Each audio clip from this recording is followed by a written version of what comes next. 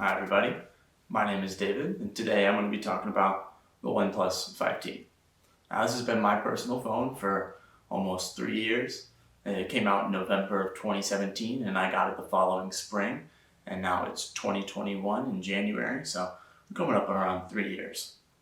Now I've used this phone for the entire time. I haven't switched, didn't have repairs or anything like that. So I'm going to go through what my experience was with the OnePlus 5T and my recommendations about the company or opinions on how the phone holds up, and so it'll give you sort of an idea of how other phones might hold up.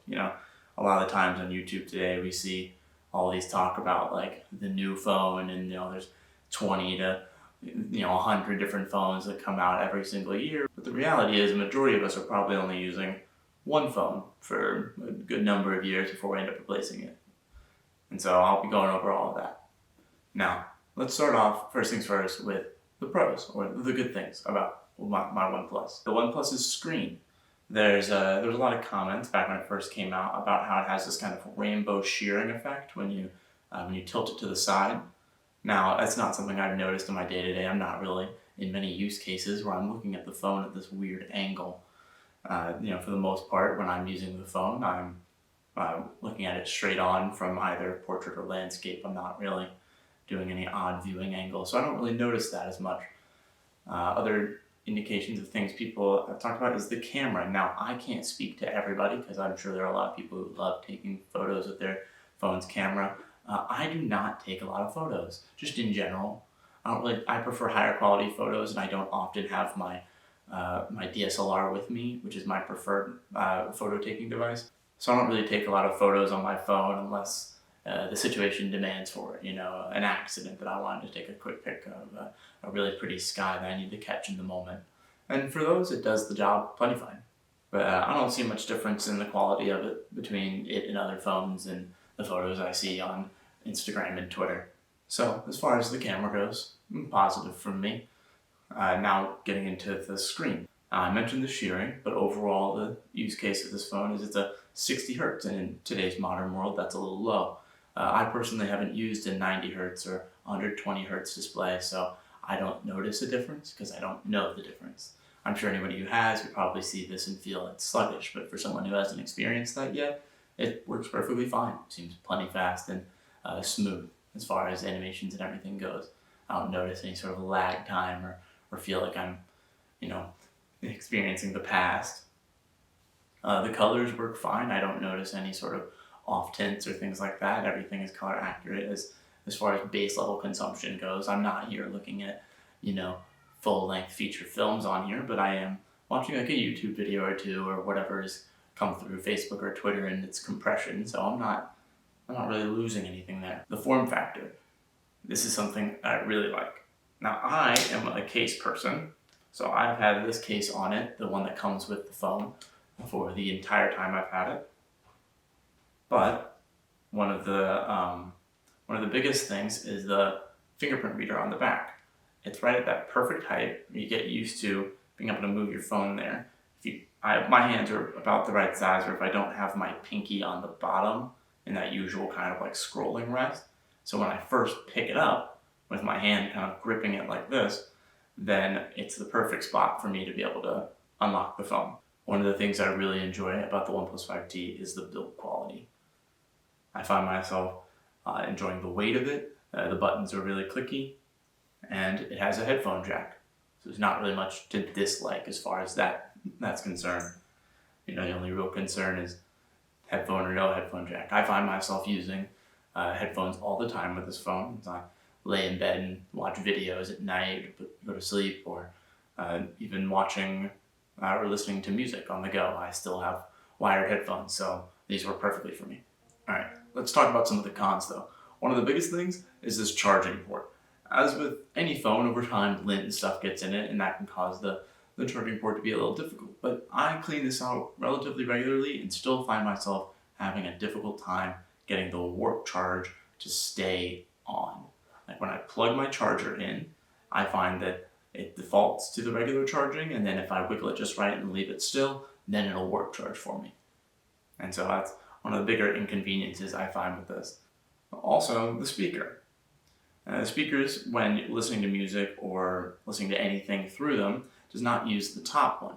So you have to do that very popular cupping motion so you can get all the sound you can from the bottom of the phone, up to where you're listening to your ear.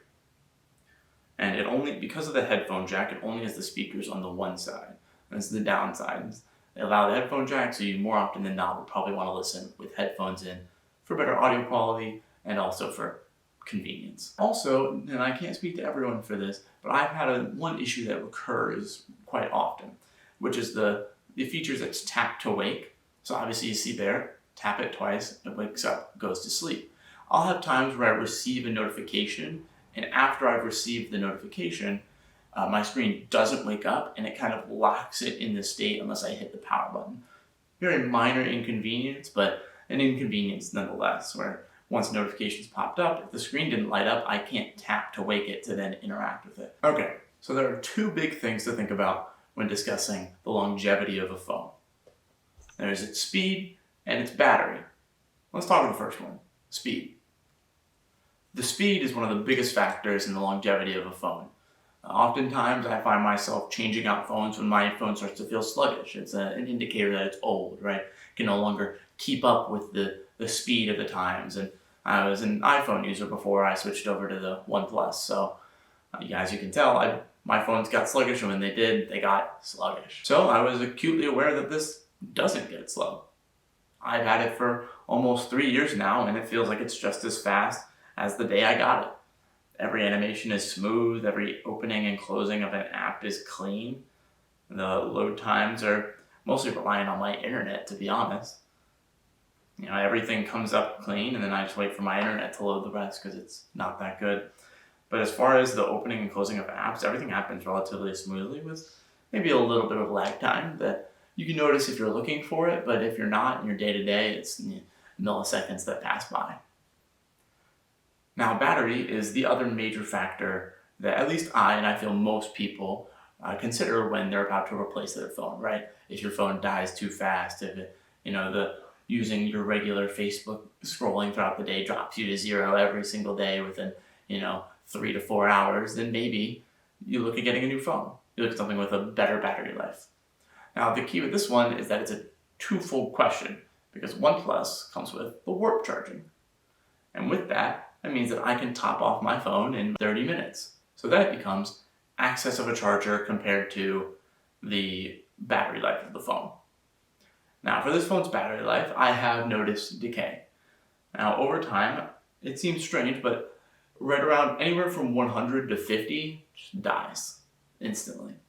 I can be scrolling through Facebook, I can watch a video or two on YouTube, and within an hour, I've lost half my battery life. Now, anywhere from 50 to 25 takes a little bit longer to die. Still is relatively quick, but takes a bit more time. I can usually last a good half day on and off on my phone with those 25%. But then the last 25%, I think, are military grade tanks that are built to last forever. I don't know if it's something in the software or it's just how the battery works, but the last few percentages feels like an eternity. Maybe it's because you're acutely aware of the amount of battery percentage you have once you start getting lower. But I do notice that when it's lower, it tends to be a bit of a powerhouse, and getting from 17% to 16% takes way longer than it does to get from 73% to 60%. Now, the charging speed is unreal. The ability to plug in my phone when I go to take a shower before work, come out and have my phone at anywhere from 60 to 90%, and I know that will last me my entire day, is really good and very dependable. Now, I find that I only charge my phone once per day on average, and then slipping into 2 days every once in a while, depending on the use case. Right? If I'm at home on my phone all day, obviously I'm charging it twice and maybe sometimes even a third time if I'm killing it that fast.